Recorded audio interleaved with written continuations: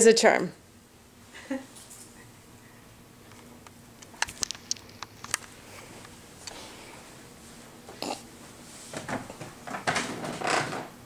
you ready? Yes, sir. What is 4 times less likely to take a life than an automobile? The answer is a gun. Most people have a misconception about guns and how dangerous they are. I will not deny that guns can be dangerous. A rifle, a handgun, a shotgun can all be deadly weapons. Also have accidents if not used by a trained, educated gun owner. Used properly, becomes a relatively harmless piece of equipment, with the exception of an intruder. My wife can attest to the ability of owning a gun. She lived in a not so great neighborhood, and a person was trying to enter her home. She used her shotgun by loading a shotgun shell into the chamber. Just the noise alone scared the offender away. With her ability to have that shotgun and her right as a concealed, or excuse me, as a gun owner, she was able to protect herself from a crime.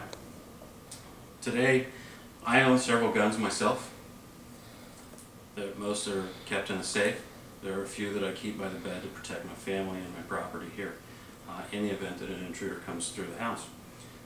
Today I'm going to explain that increased gun control laws are attempting to take your right away as a law-abiding citizen to protect yourself and your family from evildoers. With proper education and training, you too can become a safe and responsible gun owner. Let's talk about the problems with gun control in our country. The biggest issue with gun control right now is the Democratic Party is trying to put bans in place on most guns based on the misconceptions of what a gun does as far as deaths in the U.S. A consultant group, Eggleston Group, brought about a list of the top 7 reasons or causes for death in the United States. The number 1 cause right now is tobacco. There are no bans on tobacco with the exception of smoking in front of a building. Right now, annually, they take about 530,000 people. Medical errors, about 195,000. Alcohol, 107,000.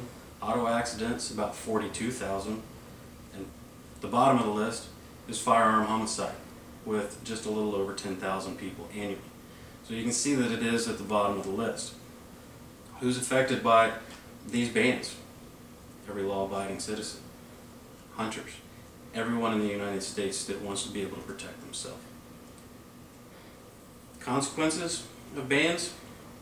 It's made pretty clear in Washington, D.C. They put a lock on guns. It was a trigger lock law. Basically, to own the gun, you had to have it in your house. It was either dismantled or there was a trigger lock put in place. During that time, 1976 to 2008, the crime was 73% higher because of the ban on handguns. Once it was deemed unconstitutional in 2008, it went back down to a relatively reasonable level along the lines of what the U.S. is. Also, Chicago, they put a ban on handguns in general. After the handgun ban went into place, the crime rate was 17% higher. So there is a direct correlation with banning firearms and an ability to have a person protect themselves. Also in 2010, that ban was deemed unconstitutional. So you can see that all of this is being brought back by certain people in the government trying to protect your rights, while others are trying to take your rights away. Solutions to correcting this. First one, let's educate ourselves. Take ourselves to training courses. Allow ourselves to show the government that with proper education and training, that gun accidents, homicides will decrease. The government will take notice of this, and the misconception that guns are bad will diminish. we'll again go back to being able to have our handguns with minimal laws in place. The NRA, with a firearm safety program, they've reached out and touched about 22 million kids. They've taught them through Boy Scouts, American Legions, and also in public schools. Most of us have seen or heard stop, drop, and roll. Well, they have a saying that says stop, don't touch, leave the area, and tell an adult. More education, more children will understand that a handgun is not a toy and that they need to tell somebody. They need to leave it alone. But on the other hand of that, we as responsible gun owners who want to protect ourselves, keep everything safe, will be educated enough to keep that out of our children's sight. Again, limiting the number of accidents for children. Remedy, education, again, it reduces accidents. Some of the research that's been done as far as what causes or the number of children who've been injured by a firearm or dead, they do a little misconception on the numbers. They take up to 24 years of age are deemed children. The reality behind this is teenage kids and above, if you take that out and use just children, about one child will die every day from a gun-related accident.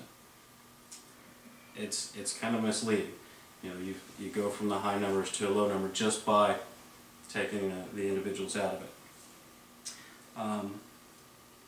You'll be able to protect your family with education, be able to keep it safe, keep from harming anybody. Here's what we can do here's what you can do to help reduce gun control in America. One of the first things that you can do is talk to your politician. Find out their stance on gun control. If they're against gun control, it might be something that you might be interested in, and find out why there are reasons behind it so that you can educate yourself. Biggest thing is educating yourself. With this and reducing some of these laws, we can all own guns. We can protect our family and our valuables in the event that someone does want to break the law and come into your house. Do this before you become a victim, because the government takes your rights away and you become a victim. Today we've discussed that the government is increasingly trying to limit your rights to keep and bear arms. With limitation, it increases your risk of becoming a victim of a crime. We need to educate ourselves and gain proper training and understand how to keep our families safe and protected. There are a few easy steps to help ensure that the rights are kept intact. Join an NRA group, go to your local gun range, take some safety courses, get a concealed handgun license.